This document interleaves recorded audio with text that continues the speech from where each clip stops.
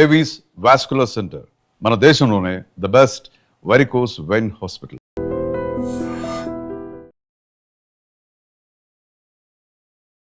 నమస్కారం, మీరు చూస్తుంది ఐ డ్రీమ్. నేను మీ కీర్తి. యష్మి మిమ్మల్ని ఫస్ట్ వీక్లో ప్రేరణ నాకు నచ్చదు అని చెప్పింది. మీ ఫీలింగ్ ఏంటి? యాక్చువల్ ఫ్రెండ్స్ కదా మీ ఇద్దరు? లేదు అంటే మేము కొలీగ్స్. కృష్ణ ముకుంద మురారిలో నేను హీరోయిన్గా చేశాను, ఆమె స్లైట్ విలన్ లాగా చేసింది. కొలీగ్స్ అంతే. సో నాకు యష్మి సెట్ దాకే తెలుసు. సెట్లో హాయ్ బాయ్, సీన్కి ఎంత అవసరమో అంత, ఎప్పుడైనా కలిసి లంచ్ చేయడం అంతే, వేరే ఏం లేదు. మేము 1.5 years షూటింగ్ చేస్తే దానిలో 6-7 months మేము మాట్లాడుకోలేదు కూడా. చిన్న గొడవ జరిగి we did not speak. Set లో అసలు చూడం కూడా, అలాంటిది కూడా కాదు. గొడవ అంటే మాటల్లో కూడా గొడవ లేదు. ఆమె ఒకటి రియాక్ట్ అయిన విధానం సెట్ లో, నాతో కూడా కాదు, సెట్ లో రియాక్ట్ అయిన విధానం నాకు నచ్చలేదు అనేసి నేను మాట్లాడడం ఆపేసా. కానీ అమ్మాయిలు శత్రువులు కదా? అలా లేదు, శత్రువులు ఎవరైనా అవ్వచ్చు. అంతేనా? సో అది సో అలా జరిగింది. ఇంటి లోపలికి వచ్చినప్పుడు ఓకే, నాకు తెలిసిన వాళ్ళు ఎవరో ఉన్నారు అని ఇది, బట్ అదంతా బయట జరిగింది కాబట్టి ఆమె అది చెప్పినప్పుడు పెద్ద షాక్ ఏం కాదు. నాకు ఒక్కసారి అనిపించింది ఆమెకు నేను నచ్చనేమో, ఎందుకంటే ఆమె సైలెంట్ గా ఉంటది, నేను ఇలా హైపర్ గా ఉంటా. సో ఒక్కొక్కసారి అనిపించేది ఆమెకు నేను ఇరిటేటింగ్ అనిపిస్తానా ఏంటి అనేసి. బయట ఇక్కడ తీసుకొని ఇక్కడ ఏమైనా చేస్తుందని అనిపించింది? లేదు, ఆమెకు జనరల్ గా నేనైతే ఇరిటేటింగ్ అనిపిస్తుందేమో, ఎక్కువగా పెద్దగా నేను నచ్చను అనేసి ఐ థాట్. బట్ ఆమె అప్పుడు అలా నాకు అస్సలు ఆ అమ్మాయి నచ్చదు కూడా అని ఓపెన్ గా చెప్పినప్పుడు ఇలా బ్రేక్ అయినట్టు అనిపించింది, ఒక झटका లాగా, ఒక స్లాప్ ఇచ్చినట్టు. అప్పుడు దట్ వాజ్ ద మూమెంట్. నేను ఐ థాట్ ఓకే, ఈ హౌస్ లో ఆ రోజే, ఆ సెకండ్ డేనే ఐ థాట్ ఈ హౌస్ లో ఎవరితో అయినా కలిసి బాగా ఉండు, కానీ ఎవరు నీ కోసం ఉండరు, అదొకటి గుర్తుపెట్టుకొని నాకు చెప్పాను. ఎవరితో ఎంతలో ఉండాలి అంతలో అంతే. సో ఆ సెకండ్ డేనే నాకు ఆ రియలైజేషన్ వచ్చేసింది. సో అప్పటి నుంచి నేను సిచ్యుయేషన్స్ బట్టి ఐ వాజ్ బాగా బాండ్ అవుతూ ఉంటే బాగా బాండ్ అవుతూ ఉంటా, లేకపోతే గొడవలు వస్తే ఐ విల్ లైక్ ఏదైనా నచ్చకపోతే నేను చెప్పేస్తా, అంత హ్యాపీగా ఉంటే హ్యాపీగా ఉంటా. వేరే ఈ టాపిక్. యాక్చువల్లీ స్టేజ్ మీద మీరు వెళ్ళేటప్పుడు రష్మిక మీ ఫ్రెండ్ అని చెప్పడం జరిగింది. ఎందుకు చెప్పారు? యాక్చువల్ ఆ టాపిక్ ఎందుకు వచ్చింది? రష్మిక ఫ్రెండ్ ప్రేరణ అనేసి లైక్ ఓటింగ్ గురించా, లేకపోతే ఎందుకు చెప్పింది ప్రేరణ ఆ టాపిక్? నాకు అసలు రష్మిక మ్యాటర్ వచ్చిందే నచ్చలేదు నాకు ఇప్పుడు దాకా. లైక్ ఈ కామెంట్స్లో కానీ ఇప్పుడు ఇంటర్వ్యూస్లో కానీ ఇది వస్తుంది కూడా నాకు నచ్చట్లేదు. ఎందుకంటే నేను అనుకున్నా ఇది వచ్చేది నాకు ఎఫెక్ట్ అవ్వకూడదు. నేను ఎప్పుడు రష్మిక మ్యాటర్ తీసుకురాలే. నేను ఫస్ట్ ఇంట్రొడక్షన్ లోనే ఎవరు నాగ్ సార్కి లైక్ టీంకి చెప్పారో తెలియదు, ఆయన అది అడుగుతారు కూడా అని నాకు తెలీదు, ఎక్స్పెక్ట్ చేయలే. నీకు ఒక సెలబ్రిటీ ఫ్రెండ్ ఉంది కదా అని అడిగేశారు. నాకు రియలైజ్ కూడా కాలేదు ఎవరనేసి. అండ్ నాకు ఇప్పుడు గుర్తులేదు ఆయన చెప్పింది, ఆయననే రష్మిక పేరు చెప్పారా లేకపోతే నేను చెప్పానా తెలీదు. మీరు చెప్పారు పేరు, ఆయన అడిగారు, జస్ట్ క్వశ్చన్ అడిగారు.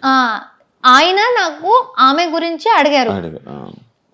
సో చాలా పెద్ద సెలబ్రిటీ, చాలా మంది తెలుసారంటే చాలా పెద్ద సెలబ్రిటీ మా ఇండస్ట్రీలో, నీకు ఆమె తెలుసు అన్నారు. అప్పుడు నాకు ఫ్లాష్ అయింది, ఓ రష్మిక. సో అది ఆయనకు ఎవరు దాని గురించి చెప్పారో తెలీదు. అండ్ అప్పటి నుంచి స్టార్ట్ అయిపోయింది ప్రతి ఒక్కరు దాని గురించి అడగడం.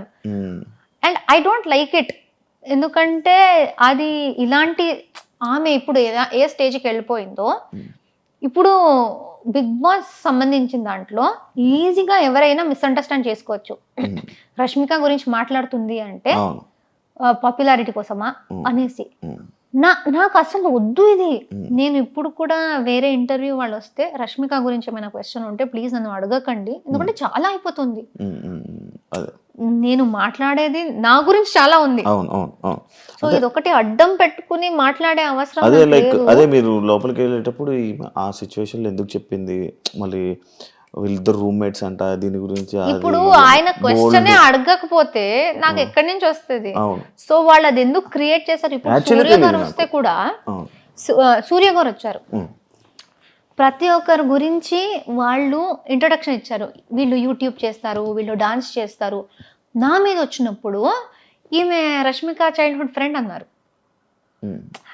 అసలు అప్పటి కూడా అనుకున్నా, అరే ఎందుకు అక్కడ ఎందుకు అది చెప్తున్నారు అనేసి. ఉమ్. సో అది చాలా పాయింట్స్లో అరే అవసరం లేదు కదా అనే పాయింట్స్లో కూడా దాని గురించే మాట్లాడారు. సో ఐ డోంట్ నో, అంతే నాకు నేను మాట్లాడాలనుకోరా వద్దు ఇప్పుడు? అనుకున్నా అది వస్తూనే ఉంటుంది ఆ టాపిక్. అది వస్తూనే ఉంటది, ఎందుకంటే అది పెద్దది. ఇంక ఇక్కడి నుంచి అది కంటిన్యూ అవుతుంది. ఏం చేస్తారు మరి? ఇగ్నోరా? అంతే, ఇలా ఇగ్నోర్ నవ్వేసి అలా తెలిసేయడం. హౌస్లో ఎవరిని బ్లాక్ చేసుకోవాలి, ఎవరిని ఫ్రెండ్ చేయాలి అని అన్న సిచ్యువేషన్లో వస్తే అందరినీ ఫ్రెండ్ చేసుకొని సోనియాని మాత్రం ఉమ్, అలాంటి పర్సన్ నా లైఫ్లో వద్దు ఇది అని చెప్పి మీరు చెప్పడం జరిగింది. ఉమ్, కానీ మీరు సోనియా పెళ్ళికి వెళ్ళారు. ఉమ్. ఎలా ఇది నాకు అర్థం కాల. నేను ఫస్ట్ ఆఫ్ ఆల్ వాళ్ళు మాకు చెప్పింది ఏంటంటే, మీరు ఫాలోలో మినిమం ఒకటి పెట్టేసి ఎంతమైందనే పెట్టొచ్చు, బ్లాక్ లో 100% ఖచ్చితంగా ఒక్కరు ఉండాలి అని చెప్పారు. అండ్ బిగ్ బాస్ చెప్పిన మాట ఏంటంటే, మీరు ఎవరిని పడట్లేదో, ఎవరిని మీరు హౌస్ తర్వాత కలవకూడదు అనుకుంటున్నారో వాళ్ళని ఇక్కడ పెట్టండి అని ఆయన అనౌన్స్ చేశారు. ఆయన అనౌన్స్ చేసిందే నేను రిపీట్ చేశాను, నేను కలవకూడదు అనుకుంటుంది అనేసి ఇలా పెట్టాను. కానీ అది అక్కడ ప్రక్రియ చేయాలి. సో ఉన్న వాళ్ళలో నేను అందరినీ పెట్టలేదు, నేను 7 or 8 members నే పెట్టాను. బట్ అంటే ఈమెను మెన్షన్ చేశారు కదా, లైక్ ఎవరినైనా కలుస్తాను కానీ ఈమెను అయితే ఎవరినైనా కలుస్తాను అని చెప్పలేదు. బట్ అది ఎంత వచ్చిందో తెలీదు. ఐ సెడ్ కొంతమందిని పెట్టేసి వీళ్ళతో నాకు మంచి బాండ్ వచ్చింది, వీళ్ళని పక్కాగా కలవాలి అనుకుంటున్నా, ఎందుకంటే ఈ బాండ్ కంటిన్యూ అయితే చాలా బాగుంటది అనిపిస్తుంది. బట్ అలానే అప్పుడే ఆమె మళ్ళీ హౌస్ బయట నుంచి వచ్చి మళ్ళీ నామినేషన్స్ లో నాకు చాలా గట్టిగా చాలా చాలా నెగిటివ్ గా మాట్లాడింది. సో అక్కడ ఉన్న వాళ్ళలో నేను ఖచ్చితంగా ఒకరిని పెట్టాలి అంటే నేను సోనియాని పెట్టాను. అండ్ చెప్పేది కూడా బిగ్ బాస్ ది వాయిస్ దే నేను క్యాచ్ చేసి అదే విధంగా చెప్పాను కాబట్టి ఇట్ వాస్ లైక్ నేను ఇప్పుడుకి కలవను ఈ అమ్మాయినే అనేసి ఉంది. దాని తర్వాత బయటికి వచ్చాక ఇప్పుడు ఫినాలే వచ్చి నేను సోనియాది ఇమిటేషన్ చేశాను స్టేజ్ మీద నాగ్ సార్తో, సోనియాతో మాట్లాడాను, అదంతా ఓకే. పెళ్లి గురించి తెలిసింది. నేను అన్నాను నేను వెళ్ళను, ఎందుకంటే బాగుండదు, ఇప్పుడే అది బ్లాక్ది అంతా అయింది, ఎంత నేను అది ఒక బిగ్ బాస్లో చెయ్యాలి అనుకున్న ప్రక్రియ అని నేను ఎంత చెప్పినా అది బాగుండదు. ఎందుకంటే డెఫినెట్లీ ఎవరో ఒక్కరైనా వస్తారు, నువ్వు బ్లాక్ లో పెట్టావు కదరా ఎందుకు అంటే ఫేక్ గా ఉన్నావా అలా వచ్చేస్తుంది. బ్లాక్ లో నేను జస్ట్ పెట్టాలి ప్రక్రియ కాబట్టి పెట్టాడు అంతేగాని ఆ లోపల బయట పాటించరు. సో నేను చెప్పాను, నేను శ్రీపద్కి చెప్పాను, మా నాన్నకి చెప్పాను. సోనియా మా నాన్నకు కూడా ఇన్విటేషన్ ఇచ్చింది. దగ్గర నుంచి యశ్వీర్ అండ్ సోనియా ఇద్దరు నాన్నని పిలిచారు, శ్రీపద్ని పిలిచారు, నేను బయటకు వచ్చినప్పుడు నన్ను పిలిచారు. అది బ్లాక్ గురించి టెలికాస్ట్ అయిన తర్వాత కూడా సోనియా నాకు పర్సనల్ గా మెసేజ్ చేసి ప్లీజ్ పెళ్ళికి రా, నీకు వీలైతే రా, నువ్వు శ్రీపద్ రా అన్నారు. సో అక్కడ లోపల ప్రక్రియ గురించి నేను అది నిజంగా నాకు కొన్ని ఆమె నాకు నామినేషన్లో చెప్పింది అదంతా నచ్చలేదు, నేను ఆ వేలో పెట్టాను. బట్ పాపం ఆమె ఆ బ్లాక్ చూసి కూడా పిలుస్తుంది. అండ్ మా నాన్న శ్రీపద్ కూడా ఏం కాదులే ఇట్స్ ఓకే, అది బిగ్ బాస్ అని లైక్ అర్థం చేసుకుంటారు, ఎందుకైంది వెళ్దాం రా, వెళ్ళి అందరినీ కలిసి చేసి వచ్చేద్దాం పర్లేదు అంటే వెళ్దాం. కే బ్యాచ్ మొత్తం గ్రూప్ గేమ్ ఆడారు అని చెప్పి ఒకటి బయట స్ప్రెడ్ అవుతుంది, బయట జనాలందరికీ అలా ఒకటి క్రియేట్ చేశారు. దానికి మీరు ఏం చెప్పాలనుకుంటున్నారు? నేను ఇంట్లో మాట్లాడేది ఏ భాష? తెలుగు. తమిళ్. ఎక్కడ? Mother tongue. Mother tongue Tamil. అవును దీని గురించి యాక్చువల్ డిస్కషన్ కూడా వచ్చింది. సో నేను తమిళ్, నేను ఏ రకంగా కే బ్యాచ్ అవుతా? అది నా ఫస్ట్ క్వశ్చన్. ఎవరెవరు నన్ను కూడా కే బ్యాచ్ అని పెట్టారో, ఫస్ట్ ఆఫ్ ఆల్ అలాంటిది లేదు. ఎవరు స్టార్ట్ చేశారో వాళ్ళు దేనికి స్టార్ట్ చేశారు, ఎవరిని సపోర్ట్ చేయడానికి స్టార్ట్ చేశారు అని ఎవరికి తెలుసో వాళ్ళకి తెలుసు. కానీ ఆ కే బ్యాచ్ పక్కన పెడితే నేను ఎందుకు దానిలో వస్తున్నా? అంటే నేను తమిళ అమ్మాయి. మీరు అందరూ లైక్ ఎలా అంటే ఒక గ్రూప్ లో కూర్చొని ఈరోజు జీని నామినేట్ చేయాలి, ఏ నామినేట్ చేయాలి, ఫస్ట్ ఆఫ్ ఆల్ నామినేట్ చేయాలి అని మాట్లాడుకున్నారంట కదా. ఇది ఎప్పుడు జరిగింది? ఏది? మేమందరూ క్లాన్స్ లో ఉన్నప్పుడు, క్లాన్స్ లో మనల్ని కాపాడుకోవాలరా గ్రూప్ క్లాన్స్, అదే క్లాన్ అంటే మేము ఈ గేమే క్లాన్ లో ఆడాలి. మా క్లాన్ లో నంబర్ తక్కువ అయిపోతే నెక్స్ట్ వీక్ గ్రూప్ గేమ్ లో పవర్ ఉండదు. ఎందుకంటే గ్రూప్ మొత్తం ఎదుటి మా దాంట్లో నుంచి 8 ఉన్నాం వైల్డ్ కార్డ్స్ వచ్చినప్పుడు. సీత మణికంఠ ఇద్దరు వెళ్ళిపోయారు. మా దాంట్లో 6 ఉన్నారు, వాళ్ళ దాంట్లో 8 ఉన్నారు. మళ్ళీ ఒకరు మన వాళ్ళే మా మీదే వేసుకుంటే మేము వెళ్ళిపోయే ఛాన్స్ ఉంది. వాళ్ళు 8 ఉంటారు, మేము 5 ఉంటాం. గ్రూప్ గేమ్ ఆడాలంటే వాళ్ళకి పవర్ ఉంది, మాకేం లేదు. సో బిగ్ బాస్ చెప్పింది క్లాన్ గేమే, బిగ్ బాస్ 8 అనేది క్లాన్ గేమే. సో మేమేమనుకున్నాం, అక్కడ నబీల్ కూడా ఉన్నాడు. It is easy. కానీ అక్కడ మాట్లాడుకున్న దాంట్లో నబీల్ ఉన్నాడు. నబీల్ని కూడా కే బ్యాచ్ లో పెడుతున్నారా? ఆ భాషది ఎందుకు వస్తుందో నాకైతే చాలా ఇరిటేట్ అవుతుంది. ఎందుకంటే అందరూ తెలుగు బిగ్ బాస్కి వచ్చాం, బట్ ఈ సీజన్ మొత్తం ఇదే నేమ్ నడిచింది మొత్తం లాస్ట్ వరకు. అలా చూస్తే మీరు ఇండస్ట్రీ వాళ్ళని బ్లేమ్ చేయండి. ఇప్పుడు అక్కడి నుంచి కర్ణాటక నుంచి ప్రొడ్యూసర్స్, డైరెక్టర్స్ వాళ్లే కదా కన్నడ వాళ్ళని తీసుకొచ్చి ఇక్కడ పని ఇప్పిస్తున్నారు, ఇక్కడ పని చేస్తున్నారు. ఇక్కడ పని చేసి తెలుగు ఆడియన్స్ కి నచ్చితేనే కదా వీళ్ళు పాపులర్ అయ్యారు. ఆ నచ్చితేనే కదా బిగ్ బాస్ వాళ్ళు కూడా అప్రోచ్ అయ్యి వీళ్ళు బాగున్నారు అని పెట్టారు. మీ షో కేబీకేజీ తర్వాత మీకు మీ టాస్క్ లో అక్కడ బాగా ఆడి మీ పర్ఫార్మెన్స్ నచ్చి మీకు మంచి ఆఫర్ వచ్చింది అంటున్నారు, రైటేనా? నిజమేనది? తెలీదు. కేబీకేజీలో మీ పెర్ఫార్మెన్స్ చాలా బాగుందండి, టాస్క్లు బాగా ఆడేవాళ్ళంట, మంచిగా ఫుల్ యాక్టివ్, చాలా బాగా ఆడుతున్నావు టాస్క్లు అని అన్నారు. టాస్క్స్ అంటే చాలా ఇష్టం కదా. అక్కడ కూడా బాగా ఆడే, ఫస్ట్ ప్రతిదీ వెళ్ళిన దాన్ని ప్రతి ఒక్కటి గెలిచేదాన్ని కదా. దానివల్ల ఈ ఆఫర్ వచ్చింది అని చెప్పి విన్నా. నాకు దేనికి పిలిచారో తెలియదు కానీ పిలిచారు అంతే అంతే. సో ఇలా ఇప్పుడు అది మాట్లాడుకుంది మేమేదో షడ్యంత్ర చేసి కుట్రలాగా వాడినే చెయ్యి, ఈ రీజన్కే చెయ్యి, ఎవ్వరూ మాట్లాడుకోలేదు. మాలో చేసుకోకండ్రా, మాలో చేసుకోకండి. ఎందుకంటే ఎదుటి వాళ్ళు మా మీదే చేస్తారు. రాయల్ క్లాన్స్ వాళ్ళు ఓజీస్నే చేస్తారు, వాళ్ళలో చేసుకోరు. మేమెందుకు మాలోనే వేసుకుని పిచ్చి పిచ్చిగా ఆడుతున్నాం? వాళ్ళు వాళ్ళ క్లాన్ గురించి ఆలోచిస్తున్నారు, మేము కూడా వాళ్ళ క్లాన్ గురించి ఆలోచించాలి. నామినేషన్స్ అంటే అది కాదు కదా, ఎవరిలో తప్పు ఉంటే వాళ్ళని క్వశ్చన్ చేయడం. వాళ్ళలో కూడా చాలా తప్పులు ఉన్నాయి. కానీ ఈ సీజన్ లో కొత్తగా క్లాన్స్ వచ్చాయి, లేకపోతే క్లాన్ అనే కాన్సెప్ట్ లేదు. సో ఓజీస్ ఎవరు ఉన్నారో వాళ్ళు స్టార్టింగ్ నుంచి క్లాన్ గేమ్ ఆడుతున్నారు కాబట్టి మాకు అది తెలుసు. మాకు టూ వీక్స్ ఏదో మా క్లాన్ వాళ్ళని మేము నామినేట్ చెయ్యకూడదు అని బిగ్ బాస్ చెప్పారు. అదేంటి బిగ్ బాస్ తప్ప అది? సో క్లాన్స్ ది ఒక ఇది ఉంటది, మీ క్లాన్ ని మీరే ఎందుకు వీక్ మీ టీం క్రికెట్ ఆడుతున్నారు, ఒకడు ఆడట్లేదు, ఆర్ లేకపోతే మీకు పర్సనల్ ప్రాబ్లం ఉంది, బెస్ట్ ప్లేయర్ ని తీసేస్తారా మీరు? పెట్టుకుంటా. టీమ్ గేమ్ అనేది టీమ్ గేమ్. సో మా సీజన్ లో కొత్తగా జరిగింది టీమ్ గేమ్ అనే కాన్సెప్ట్. అది బయట కొత్తది కాబట్టి అందరికి అర్థం కాలేదు. మా టీం ని మేము ప్రొటెక్ట్ చేసుకోవాలి, ఎంత గొడవ అయినా మాలో మేము మాట్లాడుకుని సార్ట్ చేసుకోవాలి. కానీ మా టీం ని వీక్ చేయాలి, ఒకరిని తీసేయాలి అనుకుంటే మాకే ప్రాబ్లం, అది సర్వైవల్ ప్రాబ్లం. మళ్ళీ నెక్స్ట్ నామినేషన్ మా మీద పడుతుంది. సో అది అలా మాట్లాడుకున్నప్పుడు నబీల్ కూడా ఉన్నాడు. సో వాడిని ఎందుకు పెట్టలేదు? సో ఈజీగా ఈ గ్రూప్ అని చెప్పడం చాలా easy, but it is very wrong. మేము తెలుగు షోలు చేస్తున్నాం, తెలుగు బిగ్ బాస్కి వచ్చాం, అందరితో తెలుగులో మాట్లాడుతున్నాం, షో మొత్తం తెలుగులో చేసాం.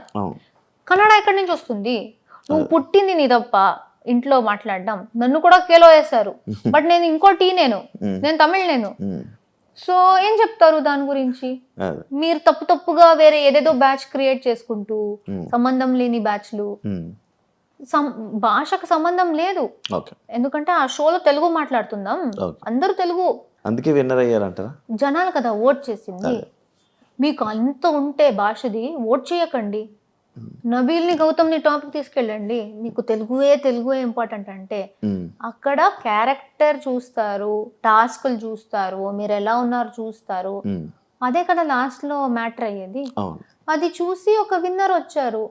ఇప్పుడు ఎవరెవరు ఈ భాష గురించి చెప్పారో వాళ్ళకి పెద్ద ఆన్సరే దొరికింది. ఎందుకంటే తెలుగు ప్రేక్షకులే చూసి నిఖిల్కి ఓట్ చేశారు.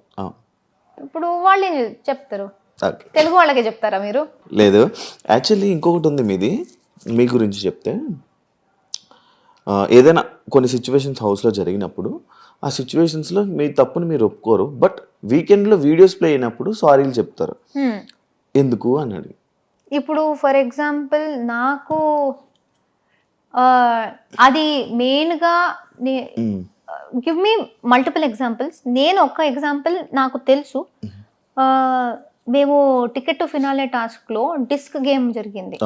నాకు సార్ నన్ను అడిగారు, నువ్వు ప్రతిదీ కరెక్ట్గా ఆడావు అనిపిస్తుందా అన్నారు. నేను ఎంత ఆలోచించానో నేను కరెక్ట్గానే ఆడాను అనిపించింది.